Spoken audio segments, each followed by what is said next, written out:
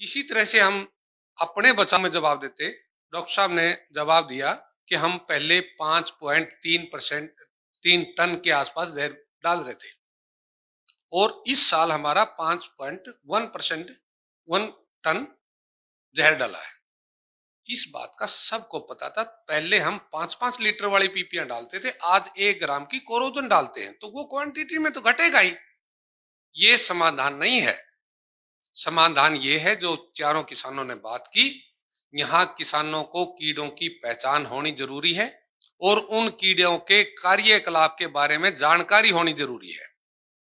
बाजार बताता है 2 प्रकार के कीट हैं, एक दुश्मन कीट और एक मित्र कीट। लेकिन डॉक्टर सुरेंद्र दलाल की स्टडी बताती है कोई भी कीट हमारा मित्र या दुश्मन नहीं है। उसके व्यवहार के द्वारा ही आप उसको तय करते हैं कि ये हमारा मित्र है, ये दुश्मन है। जिन कीटों को दुश्मन कीट बाजार ने बताया है, डॉक्टर सुरेंद्र दलाल ने उनको शाकाहारी कीट बताया है। वो निश्चित रूप से पौधों के ऊपर अपना गुजारा करते हैं। 43 प्रकार के कीटों पे मैंने डॉक्टर साहब के साथ मिलकर स्टडी की है। उनमें से मेरे को एक भी कीट पौधे का दुश्मन नहीं नजर आया। वो प्रकृति में अपनी ड्यूटी निभाने के लिए आया हुआ है। हर कीड़े का एक पौधे के पास जाने का विशेष कारण है। उस कारण को हटाओ, कीड़ा खेत में नहीं आएगा। मारने का कॉन्सेप्ट आप किसी भी जीव को नहीं हटा सकते। गुल्ली डंडे को मार रहे हैं, गुल्ली डंडा नहीं हटा कि सारे कीड़ों को मार रहे थे।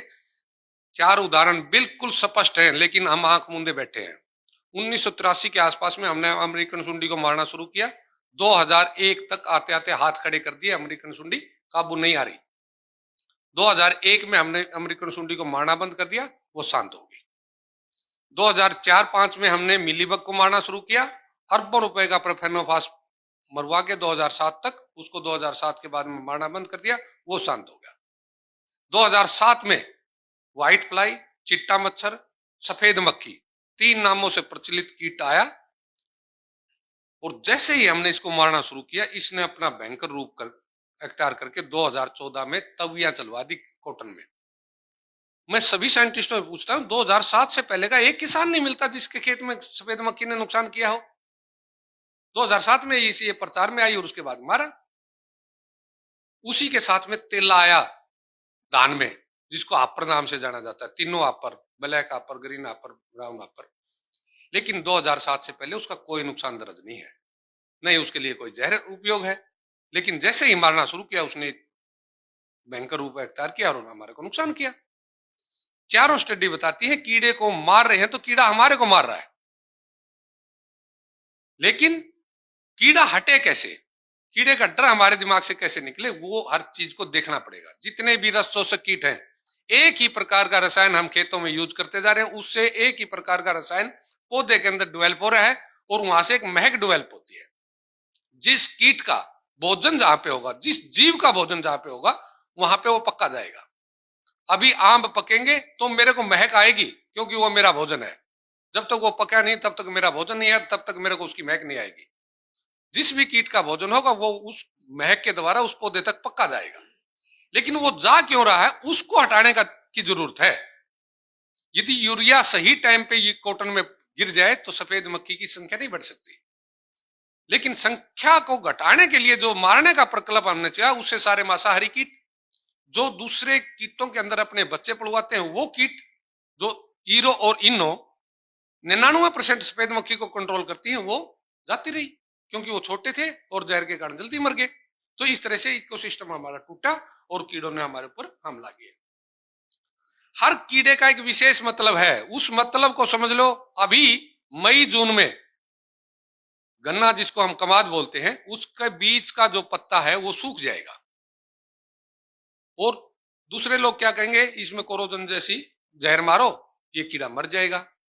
रियलिटी क्या है, गन्ना 35 डिग्री से ऊपर का टेम्परेचर सहन नहीं कर पाता, इसलिए वो कीड़ा उसको ऊपर बढ़ने से रोक रहा है। वो जिसका बीच वाला पत्ता सूखा है, उसके नीचे जाके देखो, उसके फुटाव 2 बढ़े हुए हैं। कि आपने प्रोडक्शन चाहिए, नीचे वाले में से आ जाएगी, उस बीच वाले से क्या देती है। जैसे ही टेम्परेचर बारिश के बाद अभी 30 के आसपास आएगा, तो वो कीड़ा ऑटोमेटिकली खेत से गायब जा रहा है। तो काम कहां करना चाहिए था, काम कहां कर रहे हैं। तो इस तरह से यदि हम चलेंगे तो इस जहर को कितने लिस्ट बना लो, किसी की मात्रा घटा लो, उनका व्यापार कभी तक चलवाते रहो। हिंदुस्तान को एक भी ग्राम जहर की जरूरत नहीं है, न घर के बनेगी न कंपनी के बनेगी। इस कीड़े को समझना की जरूरत है। कीड़ों को समझाओ किसानों को, वो समझेंगे तो वो जहर मार। हमारे गुरुजी एक बात कहते थे, 26 कीड़ों की पहचान मेरे को सिद्ध कर दो कि मेरे को पहचान है 26 कीड़ों की, मैं शर्त लगाऊंगा तू अपने खेत में जहर डाल के दिखा दे। और उन्होंने 10-10 हजार रुपए रख के भी देखे, ले 10,000 रुपए हैं ये, तेरे खेत में तू जहर डाल के दिखा दे 26 कीड़े, ये तेरे को जानकारी है। जब तक कीड़े की जानकारी किसान को नहीं है, उससे कोई भी जहर खेत के अंदर मलवा लो। जैसे ही उसको ये पता चल जाएगा तेरे खेत में ये फला कीड़े हैं, इनमें से ये तेरे इस काम के लिए है। मैं मित्र उनको भी नहीं कहता, लेडी वर्ल्ड बीटल 19 प्रकार की हमारे खेतों में रहती है, और एक बच्चा हर रोज 30-35 एरेतेले जैसे कीटों को खा के खत्म करता है। लेकिन मैं मित्र की श्रेणी में उसको बिल्कुल नहीं रखता, क्योंकि वो दूसरे मांसाहारी कीट के अंडे भी खा जाती है। पसंदीदा भोजन उसका अंडे है, तो दूसरे के भी खा जाएगी। मकड़ी के जाले में मैंने लेडी बर्ड बीटल को फंसे हुए देखा है, सभी शहद वाली मक्खी को फंसे हुए देखा है, ब्रिड को फंसे हुए देखा है। यानी हर कीट अपना रोल निभा रहा है, उनका मित्रता और दुश्मन से कोई नाता नहीं है। इस तरह की स्टडी यदि नहीं होगी और आप वो स्टडी किसानों तक नहीं पहुंचाएंगे, जहर को कम नहीं कर सकते। आप जितने मर्जी प्रोजेक्ट बनाओ, जितने मर्जी आप पैसे खर्च करो। और कमाल की बात है, जब यहाँ पे सब अपने अपनी बातें रख रहे थे, बीच में वो ताल टूटी, थोड़ा बहस का विषय आया, तो वो इस कारण से आया कि हमारी बासमती विदेश में बैन होगी। इस बात की किसी ने चिंता नहीं की, मेरा सारा देश यही खा रहा है, विदेश वाले व्यापार की तो मेरे को सोच है, मेरे को अपनी जनरेशन की सोच ही नहीं है। तो ये थोड़ी थोड़ी कड़वी बातें हैं, रियलिटी है। 43 के 43 कीड़ों का मेरे को पास पूरा ज्ञान है। यदि आप यूनिवर्सिटी में बुला के, किसी संस्था में बुला के एक एक कीड़े का मतलब जानना चाहते हो, तो मैं हर कीड़े का मतलब समझा सकता हूं। इस कीड़े की यहां पे जरूरत थी, इसलिए वो आया है। टिड्डी दल में 4 प्रकार के टिड्डे यहाँ पे मुख्य रूप से रहते हैं, 8 प्रकार की मतलब टोटल संख्या रहती है। किसी भी पौधे पे डिहाइड्रेशन की पोजीशन ना हो तो आप उस टिड्डे को उस पौधे तक पहुंचा के दिखा दो। जैसे ही उसमें पानी की कमी होगी, डिहाइड्रेशन की पोजीशन में दाना हो शुरू हो जाएगा, तो उसको महक आएगी और वो टिड्डा वहां पे जाएगा, उसके पत्ते को कट करके उसको सुखाना शुरू कर देगा। तो उसकी जरूरत के लिए गया, उसकी जान बचाने के लिए गया है, ताकि ये सारी नमी इसके अंदर से ना निकल जाए, इन पत्तों द्वारा नमी ना उड़ जाए, तो मैं इसकी जान बचा लूं। और हम उसको दुश्मन की श्रेणी में रख के उसको मारने के लिए चले बैठे हैं।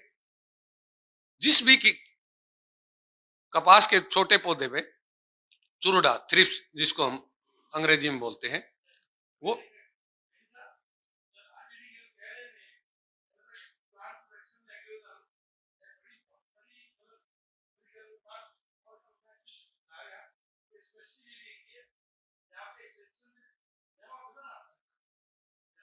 ये 43 के 43 जिसको बाजार दुश्मन कहता है, मैं हर कीड़े का मतलब बता सकता हूं कि ये इस मतलब से इस पौधे के पास आया। इस मतलब को हटाने के लिए हमारे पास ये तरीका है। खरपतवारों के लिए हम जहर प्रयोग करते हैं। यहाँ काफी अनुभवी साइंटिस्ट वैसे हैं, उनका अनुभव रहा भी होगा। मैं एक बार ध्यान दिलाना चाहता हूं, जिस खेत में जिस तरह के तत्व की अधिकता या कमी होगी, उसी प्रकार का खरपतवार आपके खेत में आएगा, जिसको खरपतवार बोलते हो।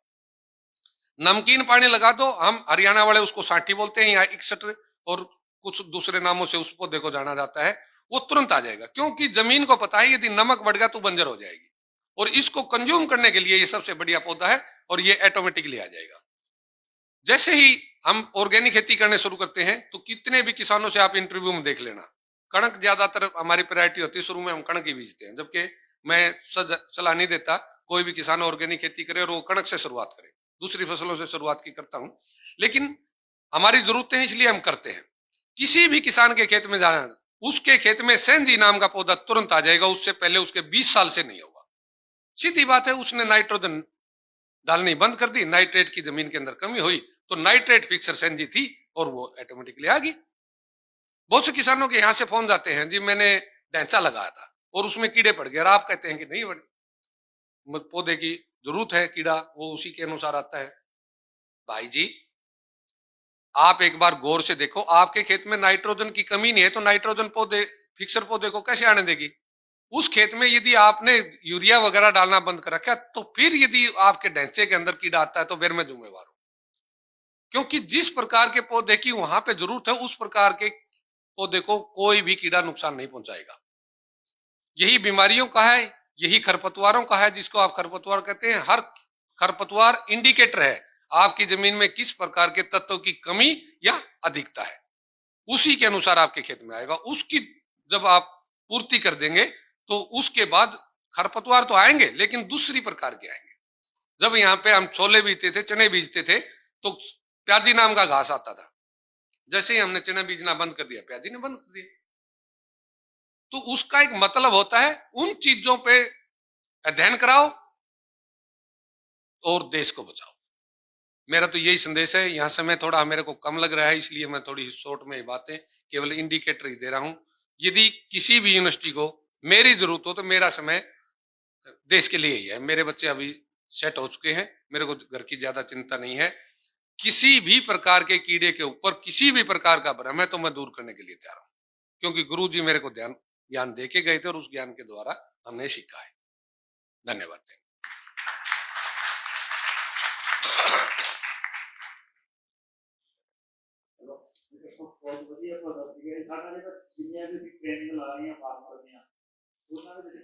डॉक्टर साहब, आपकी पीओयू के लिए हमने एचएयू वाला मॉडल अडॉप्ट करने की कोशिश की। हम एचएयू में क्या करते हैं, जब भी मेला होता है तो एचएयू हमारे को एक स्टॉल दे देती है। हम 4-5 किसान वहां पे जाते हैं, 3 प्रकार के बैनर वहां पे लगा देते हैं और जितने भी विजिटर आते हैं हर कीड़े के बारे में उनको जानकारी देते हैं। मैंने 5 बार आपकी यूनिवर्सिटी में कोशिश की, डायरेक्टर के पास पहले मेरे को डायरेक्टर की मेल आईडी मिली, उनके पास संदेश दिया, उन्होंने ज्वाइंट डायरेक्टर का नाम ले दिया, उन्होंने आगे की तरफ ऐसे करते करते लास्ट में मेरे को संदेश मिला कि हमारे पास वेल एजुकेटेड साइंटिस्ट हैं, वो हमारे किसानों को कीड़े सिखाते हैं। मैं तैयार हूं, मेरा तो जीवन ही इस काम पे है। मैं तो कभी बुला लो किसी की कोई। जो हमारी भी ट्रेनिंग है, जो फार्मर को देते हैं, हमारा टारगेट ये है कि इलाज से परहेज करना। यदि जानकारी हुई 26 कीड़ों की, मैं आपसे सीख के आओ, किसी और यूनिवर्सिटी से सीख के आओ, कोई किसान ये बता दे मेरे को 26 कीड़ों की जानकारी है, तो मैं उसके लिए शर्त लगाने के तैयार हूं, उसके खेत में जहर नहीं डाल सकता। और बताता हूं 2-3 कीड़ों की। मिलीबग का जो नर है वो आम साइंटिस्ट ने नहीं देख रखा। दूसरी बात, ईरो और इन्नो नाम की जो संभीरकाएं हैं, जो सफेद मक्खी के बच्चे के अंदर अपने बच्चे पड़वाती है, उसके अंदर से निकलती है। सफेद मक्खी के बच्चे को हम नंगी आंख से नहीं देख सकते कि इसका मुंह ऊपर की साइड है या नीचे की साइड है। उसके अंदर जो बच्चा होगा वो कितना छोटा होगा। और हमारी सभी महिलाएं साथी सभी ईरो इनो देख चुकी हैं, और जब भी इसका प्रकोप होता है तो आपको ढूंढ के वो पकड़ के दिखा देंगे, जी ये ईरो है और ये इनो है। ये एक बार ऐसा करेंगे, मैं डॉक्टर सोम सिंह जी भी बैठे हैं और कैसा भी बैठे हैं, साहब उसी बिल्लो मैं चाहना जीव विज्ञान की साक्षरता बहुत चंगा लगे।